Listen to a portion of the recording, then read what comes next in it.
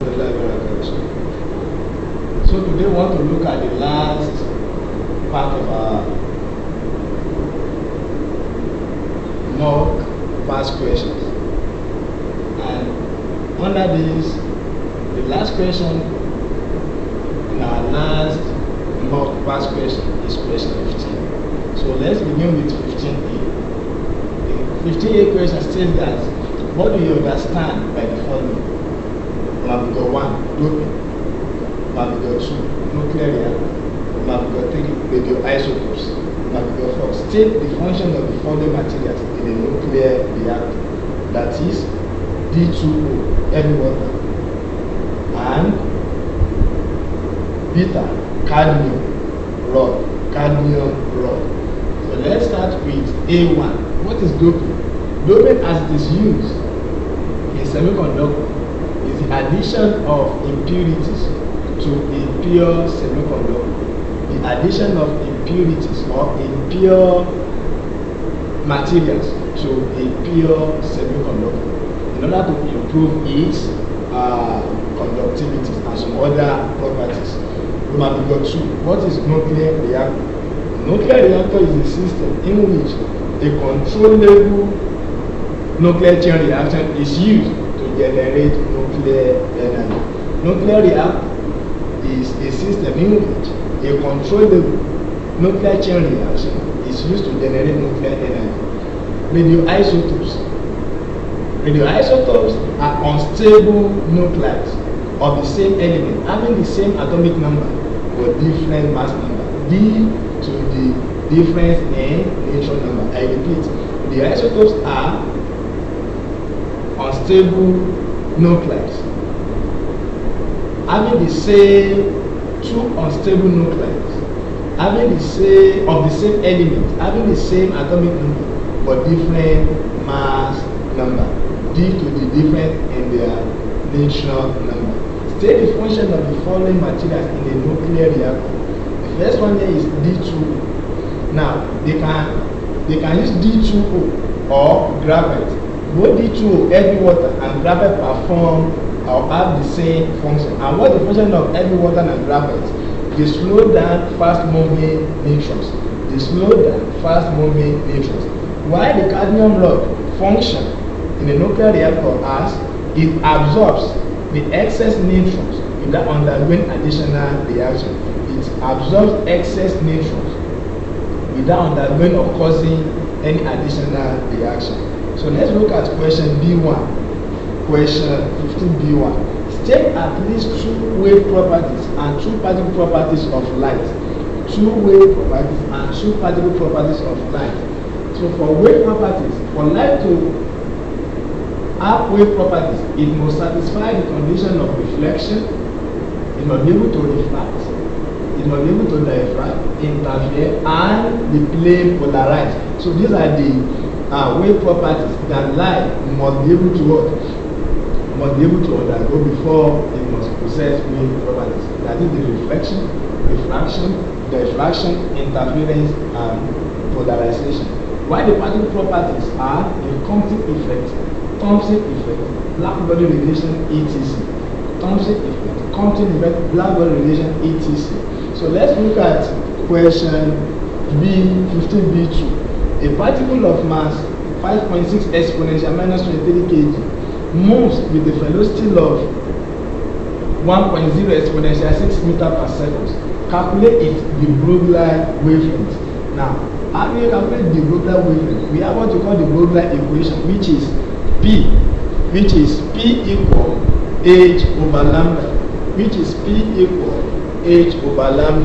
The Broglie wave equation is P equal h over lambda, where P is momentum, h is the Planck constant, and lambda is the Broglie wavelength. But P being the momentum equal mass times velocity. So from the parameters we are given in the question, we now substitute. I have mv equal h over lambda.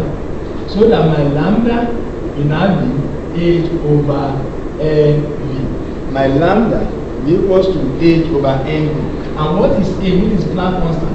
That is 6.60 exponential minus 34 divided by the mass of the particle is 5.6 times 10 raised to the power minus 23 multiplied by the speed or the velocity of the particle, of the moving particle, which is 1.0, which is 1.0 exponential 6, which is 1.0 exponential 6. Our Planck constant A is 6.63 exponential minus 34, while mass of the particle is 5.6 exponential minus 23 times the speed or the velocity of the moving particle, which is 1.0 times 10 raised to the 6. If you use your calculator to perform that, the Brodel wavelength is equals to 1.18 exponential minus 17. 1.18 exponential minus 17. Don't forget the unit, meters. 1.18 exponential minus 17. 1.18 exponential minus 17. That is the Brodel wavelength. So let's quickly go to the next question. That is question 15C. That is question 15C. That is question 15C. And question 15C states that question 15C states that question 15C states that in the planetary model of the atom, state the scientist who proposed the model. In the planetary model of the atom, state the scientist who proposed the model. Don't forget we have different models of the atom. So we have the planetary model. We also have the Bohr model. We have the electron cloud model. But here, what we are concerned about the planetary model. So, who was the scientist that proposed the model? So, the name of the scientist is the scientist that proposed the model was Ernest Rutherford. The scientist that proposed the model was Ernest Rutherford. And what is the sources of the proposed model and the failure of the model? The source of the model is that the man, Rutherford, discovered the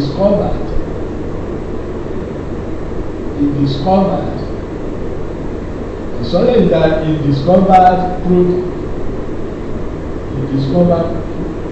positively charged particle in the nucleus of an atom called proton. And the failure of the proposed model is that he proposed that the atom is unstable. The failure is that the atom, he proposed that the atom is unstable. The atom is unstable. The scientist that proposed the planetary model was Ernest Rutherford. His sources was he discovered the positively charged particle in the nucleus of an atom called proton, and its failure, the failure of the model, is that he proposed that the atom is unstable. Now we have question C3. Differentiate between the two types of X-rays. Differentiate between the two types of X-rays. Differentiate between the two types of X-rays. Differentiate between the two types of X-rays. Now, the two types of X-rays we have hard X-rays. We have hard X-rays. We have hard X-rays. Then we also have soft X-rays. Hard X-rays and soft X-rays. The number one difference between the two types of X-rays is that hard X-ray is formed or is produced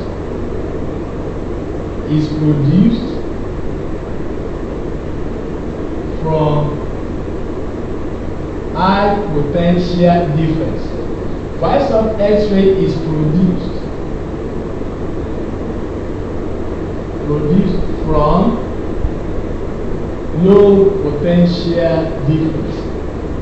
The second difference between hard and soft X-ray is that this one has the hard X-ray has high frequency. It has high frequency, or it has longer frequency, while soft X-ray has low frequency. Or in other words, you can say soft X-ray has short frequency. The third point here is that it has hard X-ray has high penetrating power. High penetrating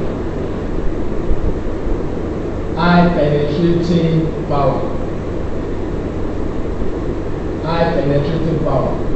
While soft X-ray has low penetrating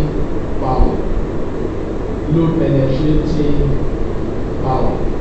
Another point that differentiates hard X-ray and soft X-ray is in terms of their wavelengths. Hard X-ray has longer wavelengths. Hard X-ray has shorter wavelengths, while soft X-ray has longer wavelengths. Hard X-ray has shorter wavelengths, while soft X-ray has longer wavelengths. Now,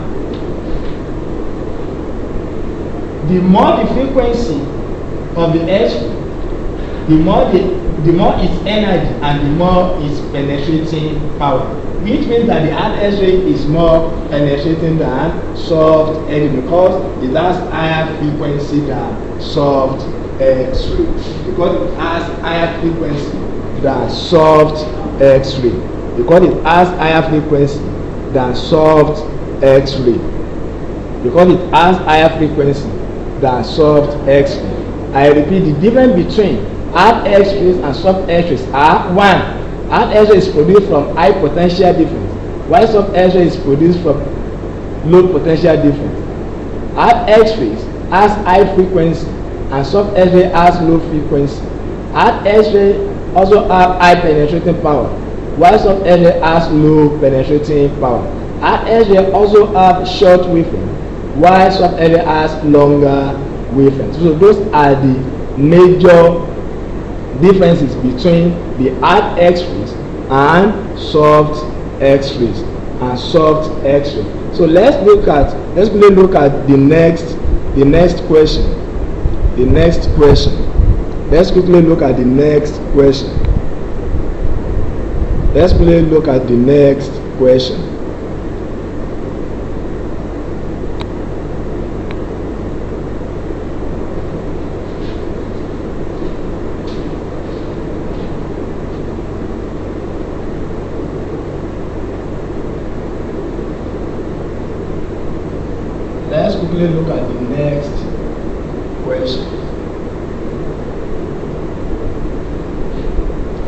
So the next question says that is question D. Question D. That is 15D. 15D. The following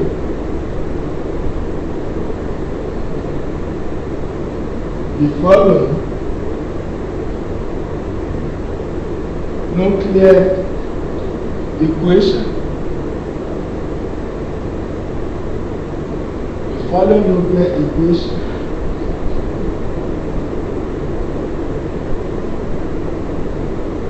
represents two types two types of radioactivity. Two types of radioactivity. So the first equation is radium 22688 giving us radon 22286 plus alpha 42 plus E. It is equation 1. While the second one is magnesium Mg 24 and 12 plus N10 giving us sodium 2311 plus P11 plus energy. Equation 2. Now, the question under this is that identify each type of reaction.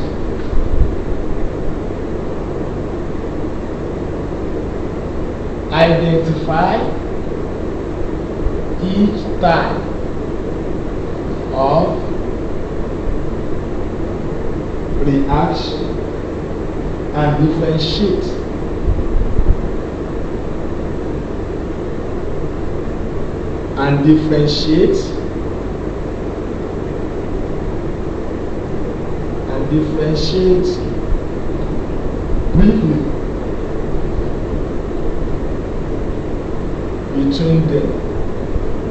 and differentiate briefly between them Now, this is the last question. That is question 15. The following nuclear equations represent two types of radioactivity. The first one is radium 22688 giving us radon 222 mass number and atomic number 86 giving us alpha particle which is 4 mass number 4 and atomic number 2 plus energy. And equation 2 is magnesium atomic mass 24 and atomic number 12 plus neutron 10 giving us sodium 2311 plus P. That's proton 11 plus energy. Now the question is identify each type of reaction and differentiate briefly between them. Now, solution. The first reaction, and the first equation, Roman figure 1. The first equation, which is this, equation 1, represents natural equation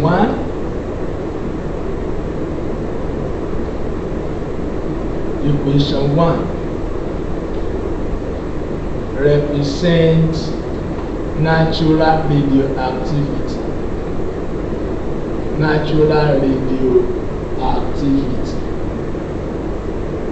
While equation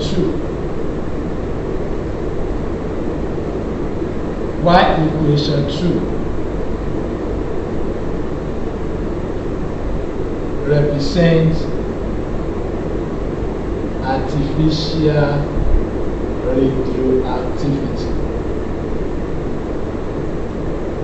artificial radioactivity.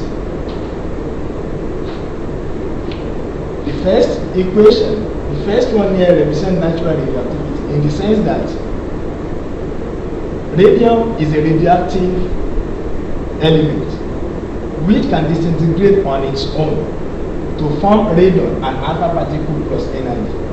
But checking the second equation, so it is artificial radioactive in the sense that magnesium is non-radioactive element, but we made it to be radioactive by bombarding it with a particle of neutron to produce or to disintegrate to the nucleus of sodium and protein.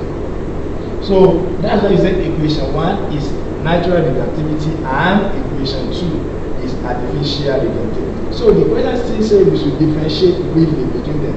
And what is the difference between natural radioactivity and artificial radioactivity?